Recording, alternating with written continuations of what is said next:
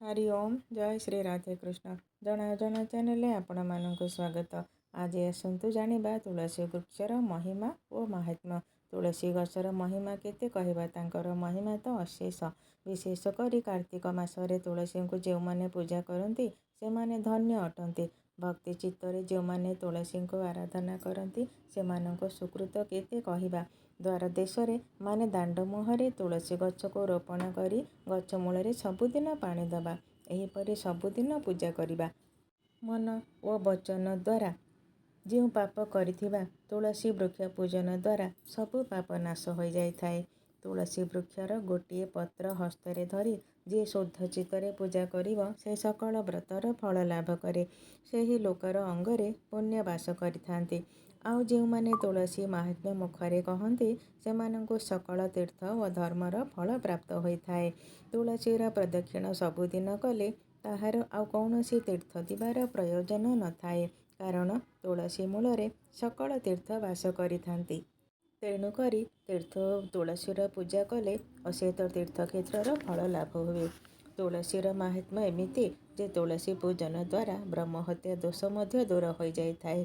तुलसी वृक्ष को जे प्रणाम करे तार सकल पाप विनाश हुए। तुलसी जत्न रोपी चौरा करे नित्य जे पूजा करे आ ब्राह्म मुहूर्त तुलसी वृक्ष मूल जे जल दिए एवं घीओ सलितारे संध्या काल दीप बसाए, सेहीपरि लोकंको लक्ष्मी क्षणे मध्य छाड़ी रही पारंतिनी। माँ लक्ष्मी ता उपरे प्रसन्न होई सबुबले ता पाखरे रुहंती। पुत्र पौत्री घेनी से सुख सेरी भुंजी थाए। तुलसी चारिपटे जो बाड़ बांधि थाओ सेही बाड़टी जान जेते दिन थिब सेते जुग विष्णुपुर रे निवास करते। माने देखंतु तुलसी वृक्षर जत्न पई आमे जो बाड़ बांधिबा ताहार केते महिमा। जे तुलसी पई बाड़ बांधिथिब से विष्णुपुर रे रही कैबल्य भुंजी थाए।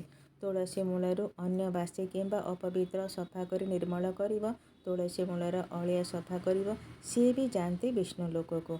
आहुरी पुणी तुलसी मूलर मृत्तिका बा माटी आनी जे ऊर्ध्व पुंडरीका माने चिता घेने ताहार शरीररू सबु प्रकार कष्ट दूर होई सूर्यंक परि से प्रकाशमान होइथांती। विष्णु कहिछंती तुलसी कोमल मंजरी किंबा शुष्क काठरे माळ करी कर्णरे किंबा कंठरे माने गलारे धारण करती सेमाने विष्णुंक समान माने विष्णुतुल्य अटंती। ଯେଉଁ गृहरे तुलसी बण थाए से गृह को देखी जमदूत माने छानिया होई पलांती। एते महिमा तुलसी बणर। तुलसी काठ को शिला उपरे घोरी यत्नर सहित जे विष्णु को तिलक लगाए पूजा करे एवं से निजे कपाଳରେ तिलक लगाए से प्रत्यक्ष देवता अटंती। जे ଯେଉଁ दिगरे यात्रा करुथाउ पछे यात्रा समय रे तुलसी वृक्षर दर्शन होगले नेत्र तार पवित्र हो जाए, तार देहर सबु पापताप भस्म हो जाए थाए, तार यात्रा भी सफल होइथाए।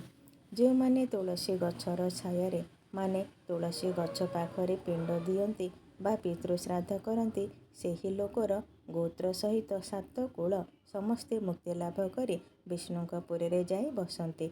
तुलसी वृक्षर पूजा और सेवार केते महिमा देखंतु। मृत्यु समय रे तुलसी तीर्थ बा तुलसी जल तुलसी पाद उदक पाटिरे पका जाए, ताहा हेले तार आत्मा जाई विष्णुक अंगरे मिसी जाए। तुलसी वृक्षर महिमा एमंत अटे। महापापी लोकर जेतेबेले मृत्यु हुए सेतेबेले तुलसी काष्ठ खंडे तांक शव दहन कालरे पकाई देले सी मध्य मुक्ति पाइजिब। जानिले केते विशेष महत्व अछि तुलसी वृक्षर। एही महिमा गुड़िक केते आमे कहि परिबा। वीडियोटी आपण माने देखिले आपण मानकु केमति लागुची कमेंट द्वारा जणाइबे। लाइक करिवे, सब्सक्राइब करिवे एवं शेयर करिवे। एतिकरे रहिली। जय जगन्नाथ।